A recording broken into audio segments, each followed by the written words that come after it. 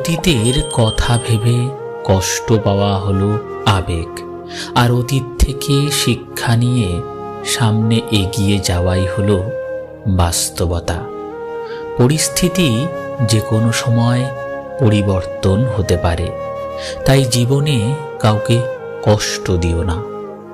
আজ হয়তো তুমি শক্তিশালী, কিন্তু একটা কথা মনে রেখো, সময় তোমার থেকেও বেশি শক্তিশালী। নিজের হতাশার জন্য কখনো অন্যকে দোষী করো না, বরং নিজেকে দোষী করো অন্যের থেকে অতিরিক্ত আশা করার জন্য। যে তোমায় পছন্দ করে তার প্রতি সুযোগ নিও না। তোমাকে যার প্রয়োজন তাকে ব্যস্ততা দেখিও না। যে তোমায় ভরসা করে তার সাথে প্রতারণা করো না। যে সব সময় মনে রাখে তাকে কখনো ভুলে যেও না। সত্যি কথা বলতে, যে আমাকে ঘৃণা করে তাকে ঘৃণা করার মতো সময় আমার কাছে নেই। কারণ যারা আমায় ভালোবাসে আমি তাদের ভালোবাসতে সব সময় ব্যস্ত। একটা সময়ের পর আমরা বুঝতে পারি আবেগ দিয়ে কখনো দুনিয়া চলে না, আর বাস্তবতা কখনো স্বপ্নের মতো হয় না। অতীত তোমাকে কষ্ট দেবে, ভবিষ্যৎ তোমাকে স্বপ্ন দেখাবে, আর বর্তমান সবসময় তোমার পাশে থাকবে। তাই শুধু বর্তমান নিয়ে ভাবো। মানুষকে তোমার দুর্বলতা বুঝতে দিও না, কেননা মানুষ তোমার দুর্বলতা জানলে তা নিয়ে খেলা করতে আনন্দ পাবে। পৃথিবীর জীবন নামক নাট্যমঞ্চে সবাই এক একজন অভিনেতা অভিনেত্রী, শুধুমাত্র চরিত্রগুলো ভিন্ন। অস্ত্রের আঘাত শুকিয়ে যায়, কিন্তু কথার আঘাত শুকায় না।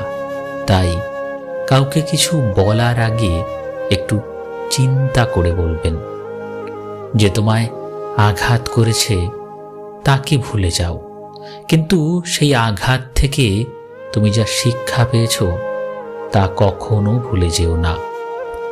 সম্পর্ক তৈরি করার আগে নিশ্চিত হন আপনি তার প্রিয়জন নাকি প্রয়োজন।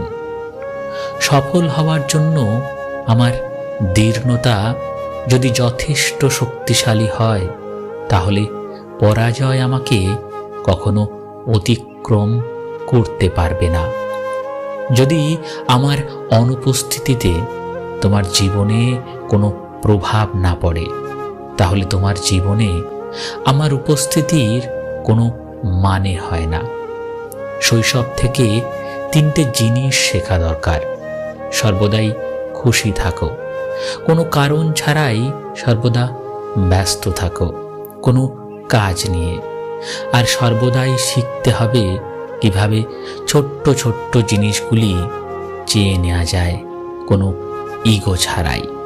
হ্যাঁ এবং না কথা দুটো সবচেয়ে পুরনো এবং সবচেয়ে ছোট, কিন্তু এই কথা দুটো বলতেই সবচেয়ে বেশি ভাবতে হয়। তুমি যত মূল্যবান হবে তত বেশি সমালোচনার পাত্র হবে। তর্কে জেতা বুদ্ধিমানের কাজ নয়, বরং তর্কে না জড়ানোটাই সবচেয়ে বুদ্ধিমানের কাজ। নিজেকে কখনো ছোট মনে করবে না। মনে রেখো, পায়ের নিচে দুব্বা ঘাসটাই পুজোতে কাজে লাগে, মাথার ওপরের তাল গাছটা নয়। পুরনো বন্ধু হলো সোনা, আর নতুন বন্ধু হলো হিরে। তাই বলে নতুন বন্ধু পেয়ে পুরনো বন্ধুকে ভুলে যেও না। মনে রেখো, আংটিতে সোনা দিয়েই হিরেকে ধরে রাখতে হয়। কাউকে দুর্বল মনে করবেন না। 5 টাকার দামের কলমও কিন্তু 5 কোটি টাকার চেক লেখার কাজে আসে। সত্যি তো এটাই। আপনি সফল না হওয়া পর্যন্ত ব্যর্থতার কোনো গল্পই কেউ শুনতে চাইবে না। আজকে এ পর্যন্তই বন্ধুরা। ভালো লাগলে সকলের সঙ্গে শেয়ার করে দিন। নতুন হলে চ্যানেলকে সাবস্ক্রাইব করে পাশে থাকুন। ধন্যবাদ।